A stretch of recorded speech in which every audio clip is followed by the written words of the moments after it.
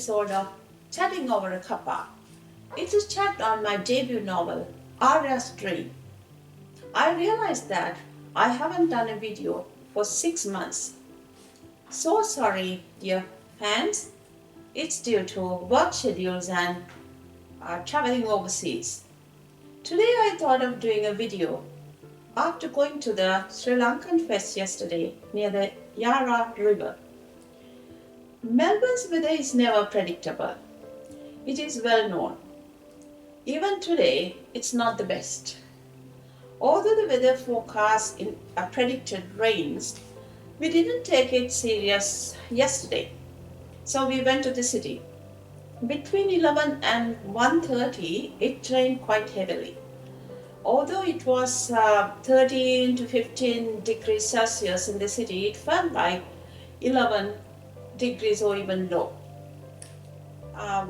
The wet Sunday wasn't a surprise when we knew the weather at the beginning of last week, as Tuesday was drenching, so dark, wet and windy. This is River Walk. Behind me is Arya River. We are going to the Sri Lankan Fest. February weather. We are almost 20 days. We are coming here. You have to bring an umbrella and a raincoat. Now, to my book, Arya's Dream. The book comes to life with 3 main characters, Arya, Nesha, and Dev. The second chapter of my novel starts like this. The rough winds ruffled the loose branches of the windbreakers. Her umbrella slipped and was swept off. Neshani climbed down the steps and rushed over the wet pavement to catch the black inverted object. The drizzle had turned to a downpour and stabbed her eyes. When the green walking man appeared luminous, she lightly ran across the moist road that gurgled with each step towards the apartment block. So we know that Neshani, one of the 3 main characters, who is an overseas student from Sri Lanka, got very wet in Melbourne rains that broke her umbrella. The chat between Nesha and her flatmate Annette goes like this. "What the heck were you doing, Nesh? Like a wet hen," Annette exclaimed as the door opened. "This crazy wind broke my umbrella." "You're home early, Annette. That's why it's raining."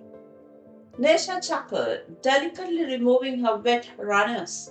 She hopped lightly to ease off the cold and hung the jacket up behind the door.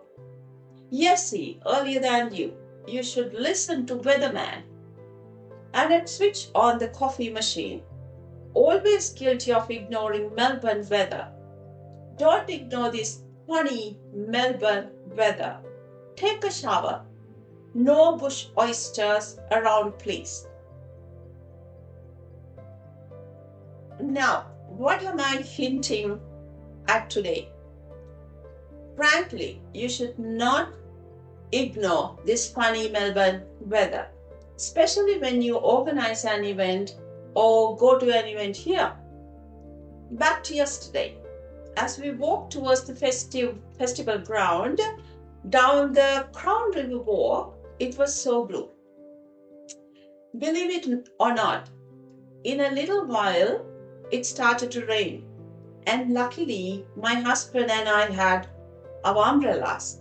It didn't matter to us that much because the wind didn't break our umbrellas, but it mattered to the event.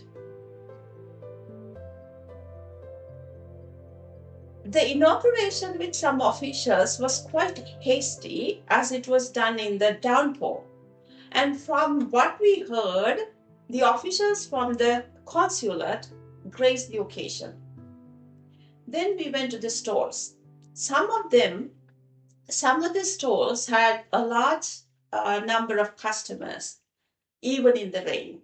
But some had no one literally. Some of them came out to greet the customers and visitors. We got to chat with a few of them, but every face had the same expression. We wanted to buy food and some other things, but with the rain, bags and umbrellas, all that we could buy was a little food. So we nibbled on some snacks and had coffee. We took our lunch boxes home. With the shopping areas and plush restaurants near the Yarra River, mostly full of Sunday crowds, there was no place to eat all the rotis with black pork curry, kottus, hoppers, etc. Mind you, it was lunchtime and most had to do a standing picnic. Then there was good entertainment and good announcing, some nice songs, and of course, dancing was expected. But it was amid such bad weather with very wet tires. I felt quite sad for the little Sri Lankan dancers who did a traditional dance.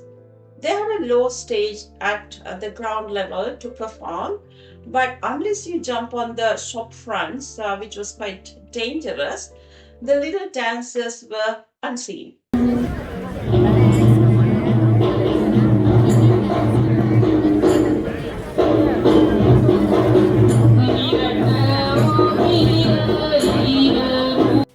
Yet, Sri Lankan spirit with laughter and chatting was there.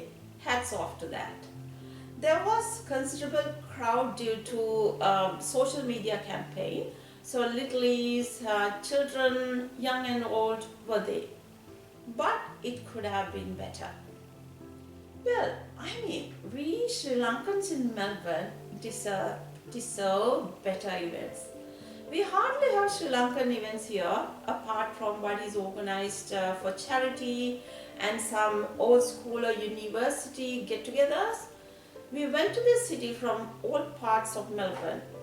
I know it's very difficult to organize an event, but there should have been some better planning by anticipating Melbourne weather. This funny Melbourne weather. Of course, the Crown River Walk is a lovely venue in nice weather, but it could not be with rains and clouds like yesterday. Yarra River would have been a nice background with blue skies, but Yarra was in a sad dark mode with grey clouds. No boat riders to cheer and wave, so no exuberance. Hi, we came to the Sri Lankan Fest today. If you look across the Yarra River, you can see the Sri Lankan Fest from behind. And we are about to go now. It was a little better after the heavy rains.